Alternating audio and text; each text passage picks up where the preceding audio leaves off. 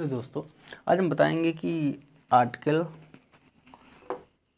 13(2) के बारे में। आर्टिकल 13(2) क्या कहता है? आर्टिकल 13(2) कहता है कि स्टेट ऐसा कोई लॉ नहीं बनाएगा जो हमारे फंडामेंटल राइट्स को सीमित करता है, यानी कि एब्रिज करता है या कम करता है। अगर राज्य ऐसा कोई कानून बनाता है तो उस लॉ को वाइड कर दिया जाएगा।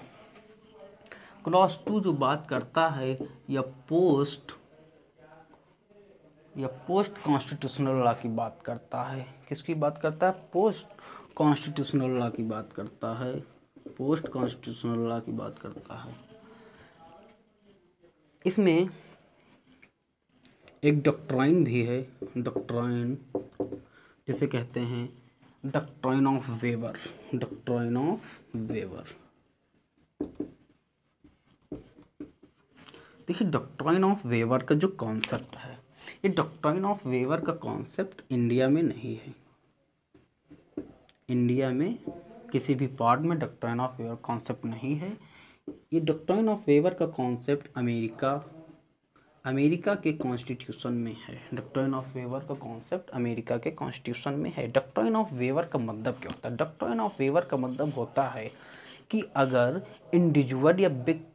इंडिविजुअल चाहे तो अपने फंडामेंटल राइट्स का वेव कर सकता है, अपने फंडामेंटल राइट्स को लेफ्ट कर सकता है, छोड़ सकता है। वो कह सकता है कि हमें फंडामेंटल राइट्स की कोई नेसेसिटी नहीं है। यह है डॉक्ट्राइन ऑफ वेबर जो कि अमेरिका में लागू है। इंडिया में ऐसा कोई एस्पेक्ट नहीं है।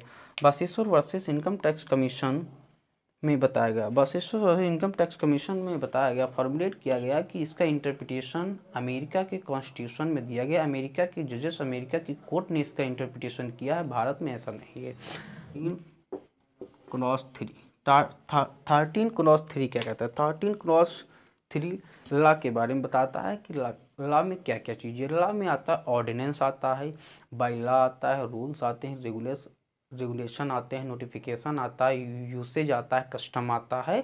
ये आर्टिकल 13(3) कहता है कि लॉ में इतनी चीज़ें आती हैं। 13(3) का ए पार्ट। बी पार्ट क्या कहता है? Enforcements in the law.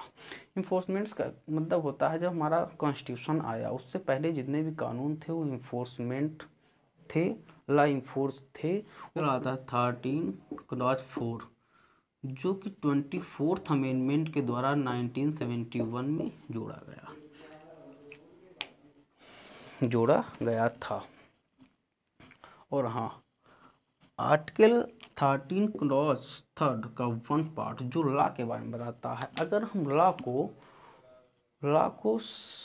को अगर हम सिर्फ साधारण बहुमत माने तो फंडामेंटल राइट्स में हम अमेंडमेंट कर सकते हैं, लेकिन अगर लॉ को हम सब कुछ मान लेते हैं, यहाँ तक कि अमेंडमेंट भी लॉ को मान लेते हैं, तब हम फंडामेंटल राइट्स में अमेंडमेंट नहीं कर सकते।